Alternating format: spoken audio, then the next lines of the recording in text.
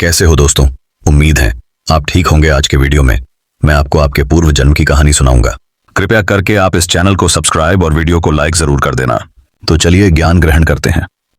मनुष्य अक्सर पूछता है, मैं जैसा हूं वैसा क्यों हूं। यह प्रश्न साधारण नहीं है, यह तुम्हारे अस्तित्व की जड़ को हिला देता है। तुम्हारा आज का जीवन, तुम्हारी परिस्थितियां, तुम्हारे सुख दुख, ये केवल इस जन्म की घटनाएं नहीं हैं। इनके बीज बहुत पहले बोए जा चुके हैं, तुम्हारे पूर्व जन्मों में। कर्म बीज की तरह है। तुम जो भी करते हो, सोचते हो, अनुभव करते हो, वह सब तुम्हारे अस्तित्व की गहराई में अंकित हो जाता है। मृत्यु केवल शरीर की समाप्ति है, पर जो छाप तुम्हारे कर्म छोड़ जाते हैं वह तुम्हारी चेतना में जीवित रहती है और वही छाप तुम्हें अगले जन्म में खींच लेती है।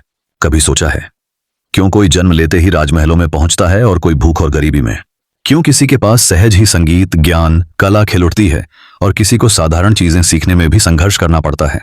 यह सब संयोग नहीं है, यह कर्म का गणित है। लेकिन ध्यान रहे, कर्म दंड नहीं है, यह ईश्वर की सजा नहीं है।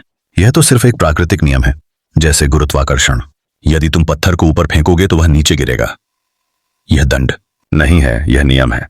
ठीक वैसे ही तुम्हारे कर्म तुम्हारे भाग्य के रूप में लौटते हैं, मगर इसमें एक और गहराई है। तुम्हें केवल पिछले जन्म का दास नहीं होना है। हर पल तुम्हें अवसर मिलता है कि तुम अपने कर्म की दिशा बदलो। आज के कर्म ही आने वाले जन्म की नींव रखते हैं। समझने वाली बात यह है कि अतीत तुम्हें बांधता है, लेकिन वर्तमान तुम्हें मुक्त भी कर सकता है। ध्यान और जागरूकता यही कुंजी है।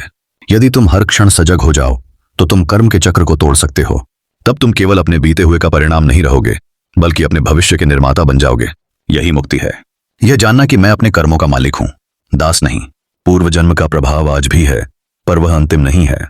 यदि तुम उसे अंतिम मान लोगे तो तुम जड़ हो जाओगे, पर यदि तुम उसे अवसर मानो तो तुम खिल उठोगे। तुम्हारे हर दुहक में पिछले कर्म का बीज है, पर वही दुहक तुम्हें जागरूक बनाने का निमंत्रण भी है। याद रखो, कर्म केवल बंधन नहीं है। यदि सजगता के साथ जिया जाए तो वही कर्म साधना बन जाता है। वही कर्म तुम्हें चक्र से मुक्त कर देता है।